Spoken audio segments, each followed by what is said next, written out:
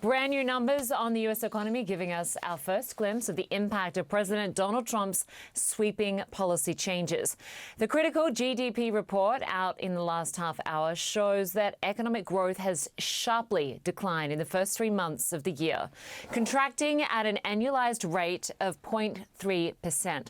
That's the worst quarter the country has seen since 2022. We'll likely hear from the president shortly on this as he prepares to convene his cabinet in just a few hours. Well, that's after touting his record for his first 100 days in office during a rally in Michigan last night, vowing that, quote, "You haven't seen anything yet." Well, CNN's Matt Egan joins us now live from New York with the latest on all these numbers. Matt, good to have you with us. So just break down these results for us, the worst since 2022. Yeah, Linda, that's right. The U.S. economy is shrinking for the first time in 3 years. As you noted, gross domestic product, GDP, it's the broadest measure of economic output, and it did decline. This was a bit of a surprise. Consensus was for really slow but positive growth, although there were some forecasters out there anticipating an even bigger drop in GDP. And so why did this happen? Well, it's really clear that this is directly linked to the president's trade war and the supply shock that the tariffs set off, right? We had businesses and consumers who were trying to beat the clock on tariffs, right? They were scrambling, trying to front run those tariffs and trying to import goods to try to avoid those import taxes. And what happens is when imports increase, especially when they increase as dramatically as they did in the last quarter, that actually subtracts from GDP. And so that's what we were bracing for, and that is exactly what happened. Another factor here, there was government spending, particularly federal government spending declined. That was also a negative to GDP. So you put those two together and you get the first decline since 2022. Now, when you dig into the report, there were other factors here that are a little bit more mixed. Consumer spending slowed, but it was still positive. Business investment was also still positive, although part of that was driven by, again, trying to beat the clock on tariffs. There is what's known as core GDP.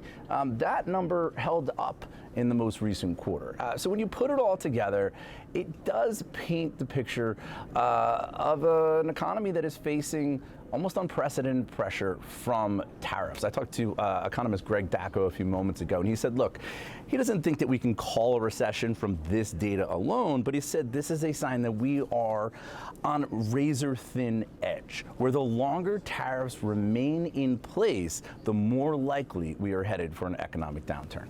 Linda? And speaking of an economic downturn, Matt, we saw those polling numbers out yesterday that show that the majority of Americans fear that a recession is likely. Given this latest data, does that increase the chances? Well, what's notable is obviously that CNN polling that predated this GDP report. And so you got to wonder how numbers like this are going to factor into consumer psychology, because this is only going to amplify those concerns, not just among economists, but also consumers. You see 69% of adults in this poll that was taken very recently in mid-April, 69% say a recession in the U.S. is likely in the next year. Just 30% say it's not. Yes, Democrats are more pessimistic than Republicans, but almost 40% of Republicans, of Trump voters, 40% of Trump voters also think that a recession is likely. And so the risk, of course, is that in a consumer-led economy where consumer spending is the engine of growth, that numbers like we just got today are going to only encourage people to hunker down more, and they're going to potentially decide to spend less money, save more. Maybe that means they're not taking that vacation, they're not buying that car, they're not going out to dinner. And so there is a risk of a self-fulfilling prophecy where consumer demand goes down, businesses lay off workers, and that causes more market turmoil, and it can become a negative feedback. I do think, though, that we should just stress that it is way too early to say a recession is inevitable. The technical definition of a recession would be back-to-back, 2 consecutive 3/4 of negative GDP. But that's just a technical definition. In the United States, officially recessions are declared by a group of economists at the National Bureau of Economic Research. And what they look for is a sustained and widespread drop in economic activity. So not just negative GDP, but they would be looking for stuff like a real decline in manufacturing, a loss of jobs, a decline in consumer spending, and we really don't have those indicators yet. Of course, the question is what happens next? And a lot of that is going to be decided by how long tariffs stay high and how high tariffs impact the psychology of not just small business owners and CEOs, but of course consumers as well. Breaking this morning, brand new numbers just out on the state of the economy, giving us our first major glimpse of the impact President Trump's sweeping agenda is having. And it's throwing things into reverse. A key report showing the economy shrank during the first 3 months of the year. The GDP declined at an annualized rate of 0.3%, the first drop in 3 years.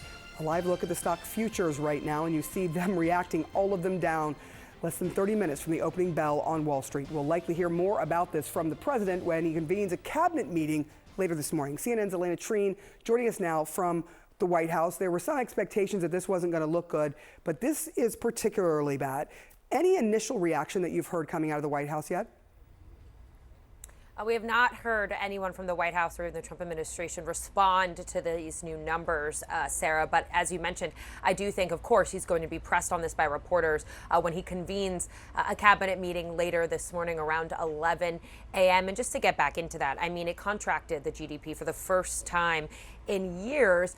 And this is something that many economists were warning about, particularly, of course, given the concerns among consumers, but also businesses in the fallout of the tariffs that the president has implemented on different countries. Now, I think there's no, it's no surprise that right now one of the central challenges facing the president and his White House is the economy. You know, as he's been taking a victory lap around his 100 days in office, the economy is still a key point of frustration for many people behind the scenes here. And part of that is because, again, the tariffs and the response in the markets, but also from other countries, is not really where they want it to be. And you see some of that in some of the public comments you're hearing from some of the president's top economic advisors, from Treasury Secretary Scott Bessent and others. They are under immense pressure right now to try and give some sort of good news as it relates to the economy. That's why you're hearing them try to tout a potential deal, a trade deal with India. They say that it could be struck as soon as this week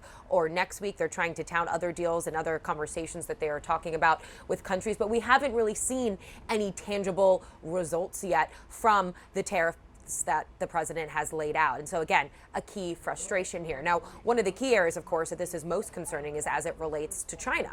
I mean, as of now, it's clear that the president has not been talking with Chinese President Xi Jinping when it comes to this. And it doesn't seem like there's been any real significant talks with Beijing on how to get out of this escalating trade war with them, while China, of course, appears to be dug in and willing to wait out the United States on these tariffs. Now, the president was asked about this last night during an interview with ABC News. It looks like we don't have the sound, so I'll just give you some of that exchange. Essentially, the president said you don't know whether or not China is going to eat it. He said China will probably eat those tariffs, pointing out that at 145% tariff on Beijing, they basically can't do much business with the United States. What the president was essentially trying to say there, Sarah, is that at such high duties that China is facing right now from the United States, they believe, the United States, this Trump administration believes, that China will ultimately need to buckle under that pressure. And what we heard the president kind of do throughout that interview with ABC was reassure Americans that the economy will ultimately